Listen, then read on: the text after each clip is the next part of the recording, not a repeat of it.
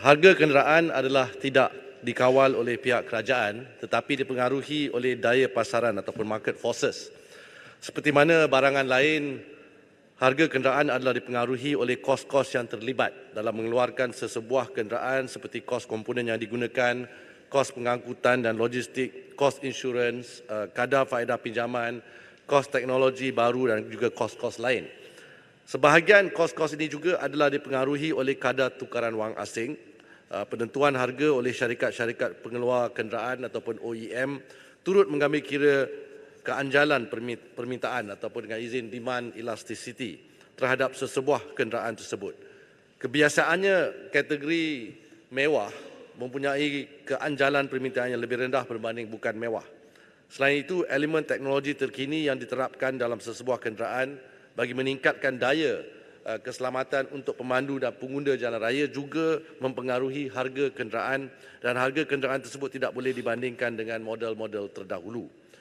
Untuk makluman, setiap kenderaan secara umumnya tertakluk juga kepada duty import, duty excise dan juga cukai jualan bergantung kepada spesifikasi kenderaan tersebut.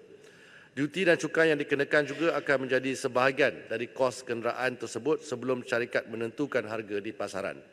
Di bawah dasar otomotif nasional, industri otomotif tempatan telah diberikan panduan dan hala tuju supaya menjadikan Malaysia sebagai hub pengeluaran kenderaan, terutamanya jenis cekap tenaga, bagi menarik pelaburan di dalam aktiviti pengeluaran EEV ataupun Energy Efficient Vehicle.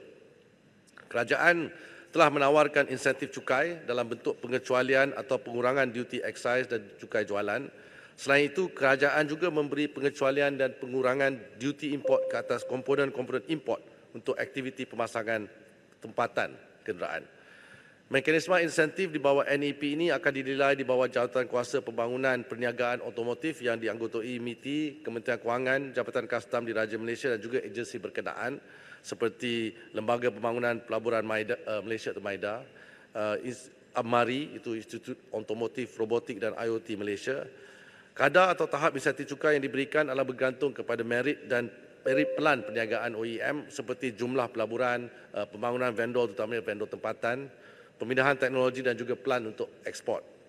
Selain mekanisme penilaian insentif bagi tujuan pengurangan duty dan cukai kenderaan, produk otomotif seperti CBU, Completely Built Up Unit ini dan juga CKD dan komponen-komponen yang diimport berpeluang untuk menikmati duty import pada kadar duty import yang lebih rendah atau sehingga 0% di bawah ASEAN Trade in Goods Agreement dan dari negara-negara lain yang mempunyai perjanjian perdagangan bebas ataupun FTA dengan Malaysia. Terima kasih Yang Berhormat. Soalan tambahan Yang Berhormat Badan Rengas. Terima kasih Yang Berhormat Menteri. Dengan kos sara hidup yang semakin meningkat, pengurangan harga kenderaan dapat mengurangkan tekanan yang dihadapi oleh rakyat. Setujukah pihak kerajaan untuk menghapuskan duty excise yang mana daripada 60% sehingga 110% duty excise ini dan mungkin boleh dilakukan secara berperingkat-peringkat. Terima kasih. Terima kasih Yang Berhormat. Yang disebut sebagai duty excise itu kalau untuk harga mampu milik, terutamanya harga kereta yang kurang daripada RM50,000. Dari segi jualan, 50% daripada jualan kereta adalah harga untuk kereta yang harganya kurang dari RM50,000, di mana duty excise-nya sebenarnya hanya 2 hingga 5% sahaja. Duty excise yang tinggi yang disebut tadi, terutamanya antara 70 hingga 105% adalah untuk kereta-kereta yang lebih mewah. Dan kalau kita lihat harga kos benar adalah kos memang the actual dengan izin actual cost of building that car. Jadi kita harapkan dengan kemajuan teknologi, insya-Allah harga kereta pun akan turun dengan permintaan yang lebih kuat juga pada masa yang sama. Ada satu slot lagi. Soalan tambahan Yang Berhormat Aitam. Hitam dulu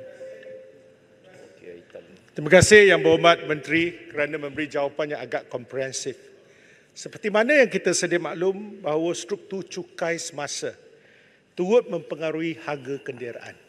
Soalan saya, adakah kerajaan merancang untuk mengkaji semula atau merombak semula struktur cukai sedia ada dan mengurangkan harga kenderaan seperti mana yang diidam-idamkan oleh rakyat jelata. Terima kasih Yang Berhormat. Terima kasih Yang Berhormat mantan Menteri Pengangkutan. Saya sebagai mantan Menteri Kewangan memang melihat bahawa cukai ni, terutamanya cukai excise seperti saya sebut tadi, memang dah kurang untuk harga ni. Tetapi betul, masih ada lagi cukai-cukai lain yang akan mengakibatkan harga kereta agak tinggi berbanding dengan apa yang diharapkan oleh rakyat, terutamanya untuk golongan yang harga kereta lebih daripada 100,000. Pada ketika ini, kita terpaksa mengakui yang tidak mempunyai perancangan untuk mengkaji semula struktur cukai sedia ada untuk sektor otomotif. Ya. Kerana sektor cukai sedia ada dan khususnya duty excise ini memainkan peranan dalam menggalakkan aktiviti nilai tambah, terutamanya melalui aktiviti pemasangan tempatan dan pembangunan vendor. Jadi ini untuk encourage the local vendors ya, untuk mengambil bahagian dalam pembangunan otomotif industri di Malaysia. Seperti jelaskan tadi, insentif ditawarkan melalui pengurangan cukai berdasarkan tahap aktiviti nilai tambah yang dijalankan.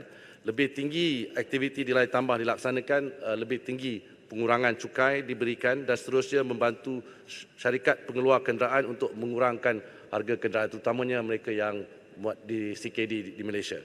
Pendekatan ini kita harap membolehkan kerajaan Yang Berhormat Hitam supaya membangunkan industri otomotif tempatan yang berdaya saing melalui limpahan ekonomi hasil daripada aktiviti nilai tambah, di samping kita mengharapkan supaya harga kenderaan ini pun dikurangkan. Terima kasih Yang Berhormat Hitam.